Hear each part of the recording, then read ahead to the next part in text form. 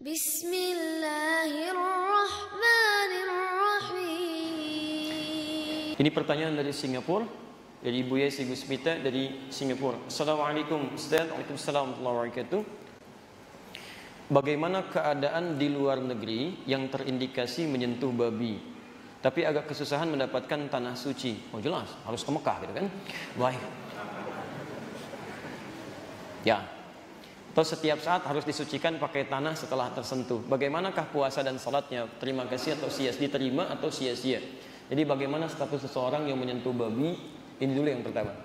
Lalu terkait dengan salatnya. Kalau dia salat atau dia puasa, apakah sah puasanya atau tidak? Baik. Kita keluarkan dulu ayat-ayat terkait dengan hewan yang dimaksudkan. Kita ambil 3 saja lah untuk memudahkan. Ada beberapa ayat di Quran. Pertama, kalimat ini pertama kali disebutkan di Quran surah kedua Al-Baqarah ayat 183, posisi paling kiri di pertengahan. Innama harrama 'alaikumul maitata waddama wa lahmal khinzir.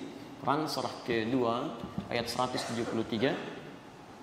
Nah, ini di mushaf standar di sebelah sini posisinya. Kemudian kedua di Quran surah ke-5 Al-Maidah ayat ketiga, posisi paling kanan pojok sebelah atas. Ini. Ya. Hurrimat 'alaikumul maitatu waddamu wa lahmul khinzir. Ini. Dan yang ketiga bisa ditemukan juga di Quran surah ke-6. Tadi dibacakan di Imam Maghrib kita, tapi belum sampai ke ayat ini, ayat 145. Posisi paling kanan di pertengahan. Ini. Baik. Pertama, sepakat seluruh ulama bahwa hukum babi itu dihukumi haram. Jelas ya? Dihukumi haram. Ingat babinya gitu kan? Dihukumi haram. Baik memakannya ataupun al-intifa' bihi. Ya, menggunakannya untuk kemanfaatan tertentu. Baik memakannya secara langsung atau menggunakan bagian dari babi, baik minyaknya ataupun misalnya lemaknya atau kulitnya untuk dimanfaatkan dalam hal tertentu. Dulu pernah ada yang menggunakan minyak babi atau lemak babi untuk menjadikan pelumas, cat untuk membuat perahu itu, ya dihaluskan dengan itu. Ya, jadi semua perangkat yang melekat kepada babi maka disifati haram, baik memakannya ataupun penggunaan pemanfaatannya. Sepakat sampai sini? Baik. Sedang status babinya sendiri tidak disebutkan kemudian. Ya, tidak disebutkan apakah dia dalam keadaan suci atau najis. Baik, babinya memang haram. Ya, tapi apakah setiap yang haram itu statusnya berawal suci atau sudah najis pada awalnya? Misal, kita beri contoh misalnya, darah haram tidak? Haram, nggak boleh dimakan gitu kan? Baik, pelan-pelan, najis tidak? Kalau tidak tahu katakan, Allahu a'lam. Hati-hati, ya hati-hati. Kalau najis itu artinya kalau kemudian melekat pada diri Anda atau pada badan Anda, maka najis mesti dibersihkan, nggak bisa dipakai ibadah. Nah, sekarang cek, lihat, cek. Kalau darah melekat pada pakaian, bisa nggak dipakai sholat? Tidak, nggak najis, mesti dibersihkan, kecuali yang tidak ketahuan, kan? Dibersihkan dulu, baru kemudian dengan itu Anda gunakan sholat dengan pakaian yang bersih dari situ. Ya, jelas di sini? Baik, air pipis misalnya, ya anak yang sudah mulai makan, najis tidak? Najis, ya minumnya haram tidak? Halo, haram tidak? Haram sepanjang ada minuman yang baik-baik. Anda ada sirup, minum minuman kencing misalnya kan, ada gunanya di situ. Tapi baik ketika melekat pada pakaian Anda mesti dicuci dulu karena najis. Jelas ya? Melekat pada tangan Anda, cuci dulu karena najis di sini. Nah, sekarang babi itu statusnya najis atau suci dia. Jadi suci hewannya, cuman haram menggunakan dan makannya. Kalau statusnya suci dia, berarti dipegang masih boleh. Jelas ya? Tapi dimakan tidak, digunakan tidak. Uang haram nggak digunakan? Haram. Dipegang boleh nggak? Boleh. Haram nih, masya Allah. Gitu kan? Tidak, Anda pegang silakan aja, nggak ada masalah. Tapi digunakan nggak boleh. Uang hasil korupsi sita oleh negara, simpan sampaikan. Begitu sudah halal kembali, baru digunakan. Tapi sepanjang haram disimpan sebagai bukti sitaan di situ. Jelas sampai sini? Baik, hati-hati ya, pelan-pelan di sini. Nah sekarang status babi ini bagaimana? Maka Imam Malik mengatakan, cuma Imam Malik.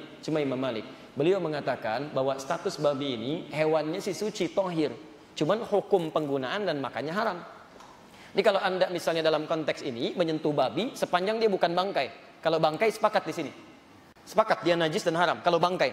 Ini babi hidup ya, babi hidup. Misal ada orang tersentuh, ya bukan sengaja menyentuh. Kalau sengaja menyentuh, ini nggak ada kerjaan juga gitu kan.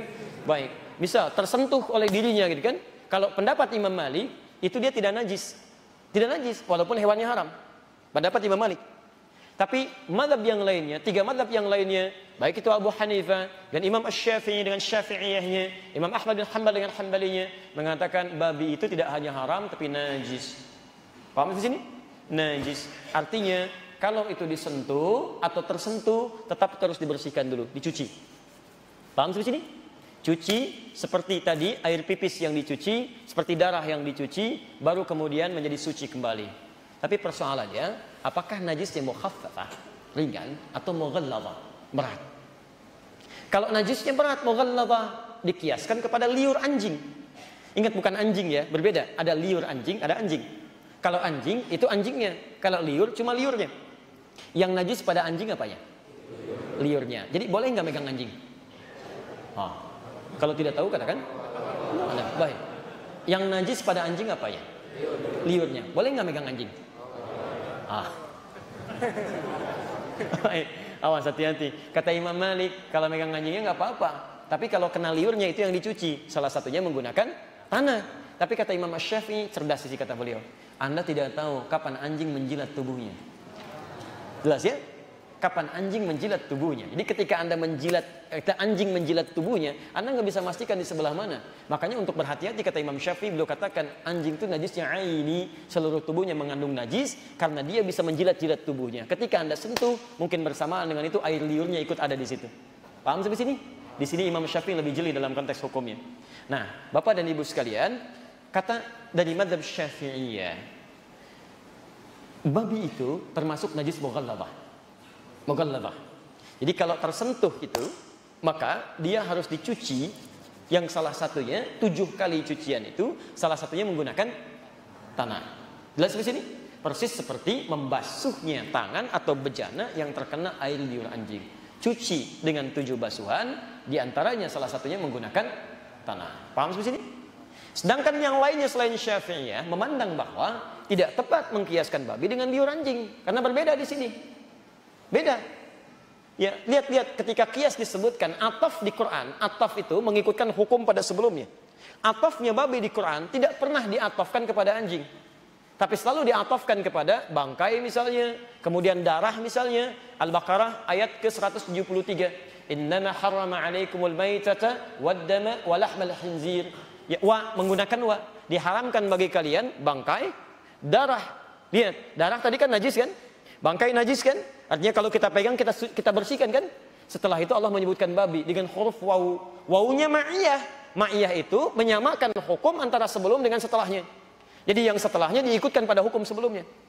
Jadi kata 2 ulama atau 2 madhab yang menyebutkan babi tidak bisa dikiaskan dengan anjing, tapi dikiaskan pada najis lain yang tidak serupa dengan liur anjing.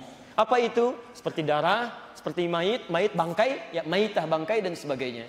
Jadi dari sini, kalau sekiranya ada orang menyentuh babi atau tersentuh dengan keadaan yang nggak bisa dihindari, cukup dia cuci saja yang merasakan bersih dari sisi cuciannya dengan menggunakan sabun tahara atau semisalnya sehingga dipandang suci dalam keadaan dirinya. Jelas di sini? Nah, tapi kata mazhab Syafi'iyah, kami berpendapat untuk kehati-hatian tetap dia seperti anjing. Ya, dikiaskan kepada air liur anjing yang kalau terkena tetap menggunakan salah satu menggunakan tanah. Di sini kalau kami melihat yang lebih rajih adalah pendapat para ulama yang memandang babi itu haram, termasuk najis, tapi najisnya tidak dikiaskan dengan liur anjing. Jelas ya? Dikiaskan dengan najis yang lainnya yang cukup kemudian dibasuh dengan sabun atau yang serupa yang menghilangkan bekas-bekas najisnya. Paham sampai sini? Baik. Pertama dari sisi kias hukumnya, kedua dari sisi dalilnya, dan yang ketiga dari sisi tujuannya. Ya, awas, maqasidus syariah untuk menghilangkan najis pada liur anjing itu, karena setelah diteliti pada liur anjing terdapat bakteri-bakteri yang tidak bisa dimatikan, dibunuh kecuali dengan menggunakan unsur dari tanah. Sedangkan pada babi tidak. Ada unsur-unsur yang berbeda di sini. Jelas di sini? Baik ya. Jadi ini diantaranya. Anjing bahasa Arabnya apa? Kalau tidak tahu katakan. Baik. Anjing bahasa Arabnya apa? Tidak ada di Arab anjing, wallahu a'lam. Madza fil arabiyyati anjing? Wallahu a'lam. Masyaallah. Anjing bahasa Arabnya kalbun atau kilab. Baik. Kalau serigala masuk anjing bukan? Serigala. Awas. Serigala masuk anjing bukan? Awas, hati-hati. Ya, namanya beda. Serigala disebut dhi'bun, dhi'bun. Di surat Yusuf, akalahu dhi'bu, dimakan oleh serigala. Serigala. Di anjing disebut kalbun, serigala disebut dengan dhi'bun. Awas, ini harus jeli di sini. Karena air liur pada serigala beda dengan air liur pada anjing. Beda, hati-hati. Jadi kalau Anda kena air liur serigala misalnya, hati-hati. Mohon maaf, ya, kena najis tidak? Tidak sama dengan anjing. Tapi pilihannya, kena air liur anjing, tangan Anda selamat, atau kena air liur serigala, tangan Anda potong. Pilih mana? Jadi nggak usah pelihara kedua-duanya, maksud saya, ya, nggak ada kerjaan, ngapain gitu kan? Kecuali untuk kebutuhan yang lainnya. Oh, hati-hati ya. Fikih itu selalu fleksibel, melihat kebutuhan hukumnya, tapi juga tidak diringan-ringankan. Ada ilat hukum yang mesti dipelajari. Baik. Kayak misalnya, anjing apa hukumnya dimakan? Haram. Kalau anjing laut? Hati-hati. Awas, hati-hati. Awas, karena nanti kita akan lihat ada banyak hadis yang menyebutkan kan, al-bahru tahuru ma'uhu wal hillu maitatuhu. Yang segala yang di laut itu suci airnya dan halal bangkainya. Ya, halal bangkai yang di laut. Di semua yang ada di laut itu halal. Babi apa hukumnya? Haram. Babi laut? Enggak ada. Jadi enggak usah nekat. Babi itu haram, bawa ke laut dulu aja. Masya Allah, dilempar ke laut. Ya. Begitu mati dia, sate di situ tidak, itu tetap haram. Baik kan? Semua yang di laut semuanya halal, kecuali putri duyung. Baik.